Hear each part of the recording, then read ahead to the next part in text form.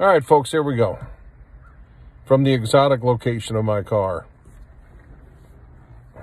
Top Gun Maverick.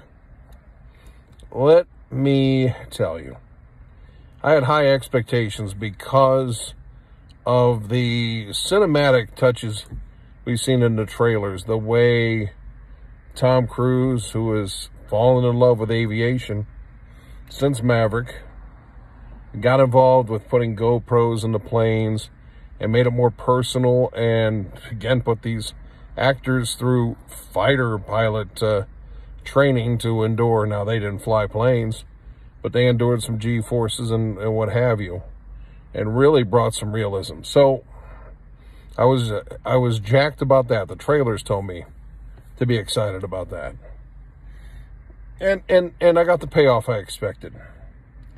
But what they did to the character of Pete Mitchell, Maverick, was almost like a Rocky movie, Rocky movies in reverse. You know, Rocky, the first couple were really deep character studies. It was a story about the underdog that featured boxing.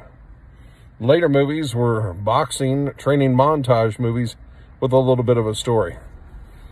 Top Gun, back in the 1980s, it was just a thrill ride. And even with, you know, the well-documented loss of Goose, and that certainly was a heavy thing, it was like, okay, we're going to put a time limit on it, where we're not going to get too sad, but it's going to be like a part of the movie where things kind of go downhill for a little bit for old Pete.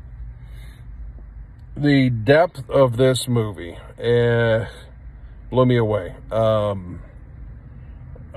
Pete Mitchell, of course, you know, as life moves on, yeah, we carry more baggage, we have experience, we have regret.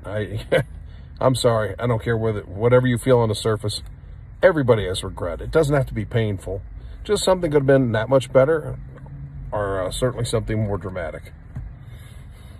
But I thought this was a real expansion of Pete Mitchell's character. And I've got to tell you, Tom Cruise, you know, he was what I'd call an enjoyable actor.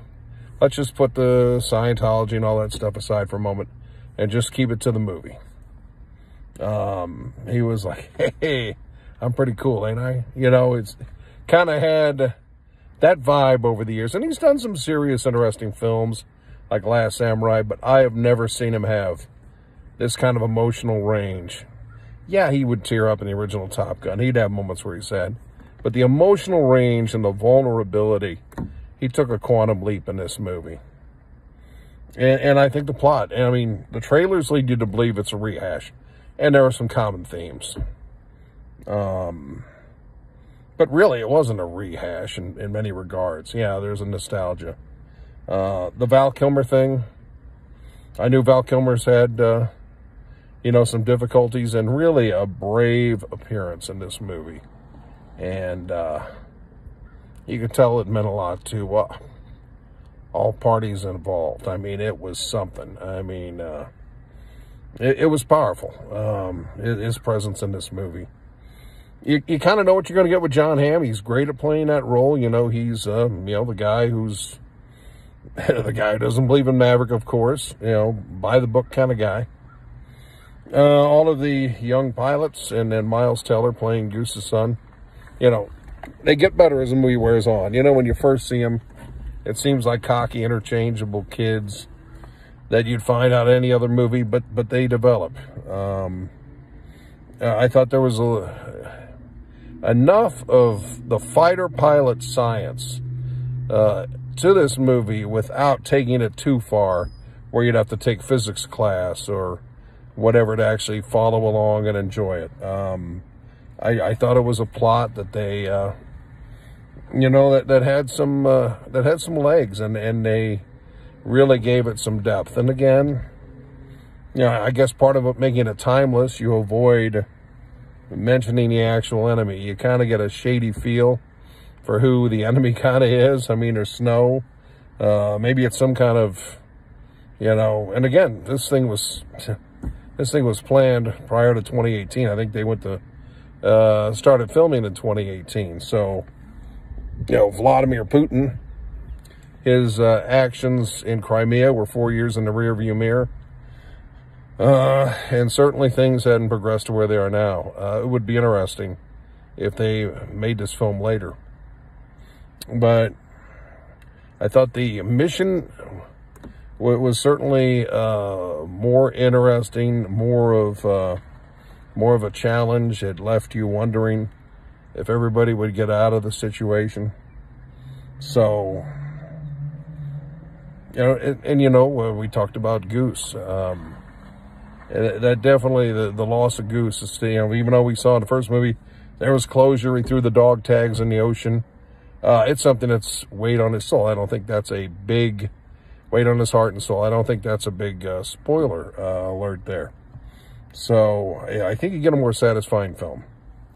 In my heart of hearts, I loved Kelly McGillis in the first one. I think Charlotte Blackwood kind of played a role in helping me find out what I dig in a woman. Smarts, sass. And we all know, or at least a lot of us know, that Kelly McGillis has struggled mightily in many regards in life. Just a shattered person. It would have been neat to see her somehow come back around, and this just being something that would have helped Kelly McGillis, a person, but I just think things were too far gone. And again, she was, struggling with her sexual orientation when they made the first film. And that's why they had to redo some scenes, and they just weren't convincing. It was a real challenge for her at the time. So, obviously people, can have that issue and act A-okay. It's acting, but yeah, I think she's really had some struggles. So how do you replace that love interest? Because, it comes back to Top Gun. It would have been perfect, but just difficult. And she doesn't want the public eye anymore, from what I can tell. She's had a weirdo break into her house. So you got to come up with a love interest, and you got to have somebody realistic. You don't want to have March, December romance, February, December romance. So they pulled Jennifer Connelly into a role here, and I thought she fit the role. It was, I thought, nice and measured. It didn't, again, it's not like Charlotte Blackwood. She's not actually physically involved in the military. And I thought she filled the role beautifully. And she's just got the right look. She just got that little bit of edge where it seems like she'd be a good fit for a flyboy. So she just makes everything she's in better. But I thought there was, I'd call the first movie, it fit the times. It was kind of that disposable kind of 80s good time dialogue. This film had better dialogue. Thought it had some pretty good acting, and it was good stuff. And then you take the music from the original. I love the Top Gun score. Well, they got Hans Zimmer involved in the music. And if you're not going to have John Williams, and of course, I don't think John Williams does a lot of movie work at this point. I mean, he's, 90? If it doesn't have John Williams behind it, the next best thing is Hans Zimmer, who is, to me, just tremendous.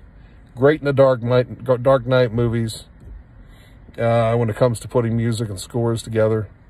And I think they took the Top Gun theme and really worked some wonders with it. Good tune from Lady Gaga, yeah.